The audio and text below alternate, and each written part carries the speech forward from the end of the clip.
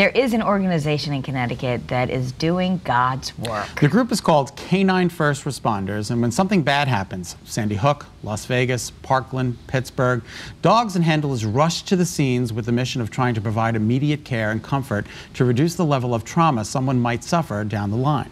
Canine First Responders is actually being honored this Friday at the Bark Twain Bash at the Mark Twain House. We are honored to introduce you to the group's founder, Brad Cole, and his dog, Spartacus. Brad, it's so good to see you. Good to see both of you.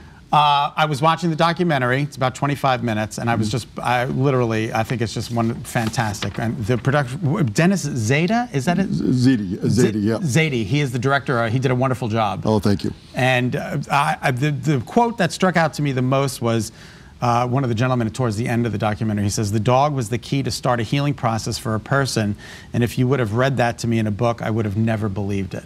Yeah, that's from Las Vegas. Las Vegas. Yeah. It's really a remarkable tribute that and what a wonderful job that these dogs are doing. Well, thank you. It's they make connections when people can't. Yeah. You're right. And that's an important distinction, because the word therapy dog is thrown around a lot. We talk about that, and there's a difference. Because you say it's actually almost like a chemical reaction that happens in the brain. You're going right there as people are going through trauma, because even just touching these dogs can prevent some of the reasons they might need therapy down the line. Exactly. What occurs is medicine and science has shown that when trauma is occurring, your brain's physically impacted. And when your stress levels are very high and you start going into your first or second sleep cycle, that's when your memories are being consolidated. So if we're able to physically lower the stress hormones in your body, the better chance you have of processing that in your long-term memory. Do you think the dogs know what they're doing and what they're able to bring to the human beings? They do. They sense when people are in stress. We've been in many situations, whether it's a child or a teacher or a first responder who's struggling, and they want to talk but they don't know how. And one of our St. Bernards that's on our team put his big paw right up on a person at a key moment, and that person just opened up. Yep. And not even just from the emotional, but there's actually like hormones that happen as soon as you touch that dog that we can allows us to open up, I guess. So it's so important that you get them there, and you've been on the front lines of some of America's biggest tragedies with these dogs. Yeah, we have, and trauma is on a continuum, so it's whether we're there at the first moment something's happening, or even a day or two later, we can intercede in that process and help people bring things into context. We act as a bridge from a person who's traumatized, who's not ready to speak yet. We get them to the point of they're comfortable talking, comfortable being connected and engaged, and then pass them along to the next phase of support. Now, Spartacus is probably one of the biggest dogs I've ever seen. The paws on him alone are bigger than my whole hand. He's taller than me. He's taller than you. He stands about 5'4". Yes.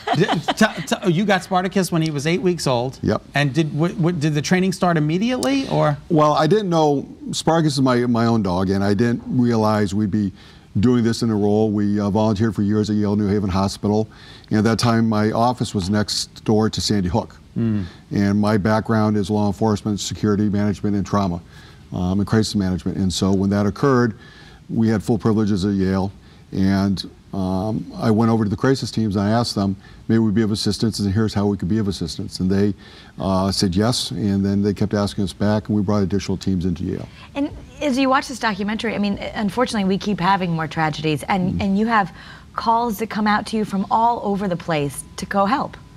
Yeah, right now, when we started this initially with Sandy Hook, trying to do right by our neighbors, help them out. The Boston Marathon, the Athletic Association contacted one of our teams and asked to be there, and then Jonathan Law High School, Marion Sanchez tragedy.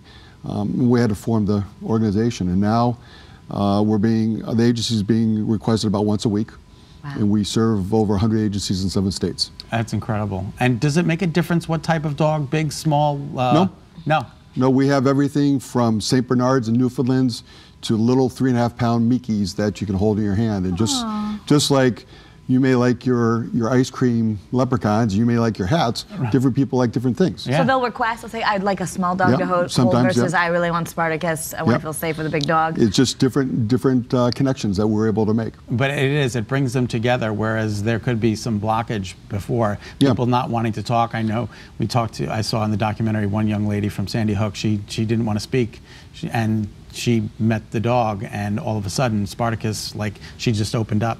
It's like remarkable stories of triumph. It is, and you know, about 1/3 of our call-outs are schools and community. The other 2/3 are supporting first responders behind the scenes. Wow. So making that connection. Had a bad and they're macho. They're not used to being taken care of. They take care of others. So hanging out with a dog is not viewed as needing help. It's just, I'm decompressing. Oh, He's decompressing right now. He certainly is. He looks very relaxed. He's got a couple of minutes off, and God bless him for doing that. He's so cute. Thank you, Spartacus. Thank you, Spartacus. Thank you, Brad. And I just want to say that we're honored by the award from the Mark Twain. Yeah. And it's a tribute to all our volunteers. Spartacus is the poster dog, so to speak, for the organization. But all our volunteers do wonderful things, and everything he does, they do as well. That's terrific. Congratulations. Thank you. Thank you. And to learn more about canine first responders or to see a video of the good work they do, it's very moving. You can head to the group's website. It's K9FR.org. Brad's going to be sharing more of his stories when he is honored this Friday at the Bark Twain event at the Mark Twain House. For tickets and more information, head to marktwain.org and click on Programs and Events.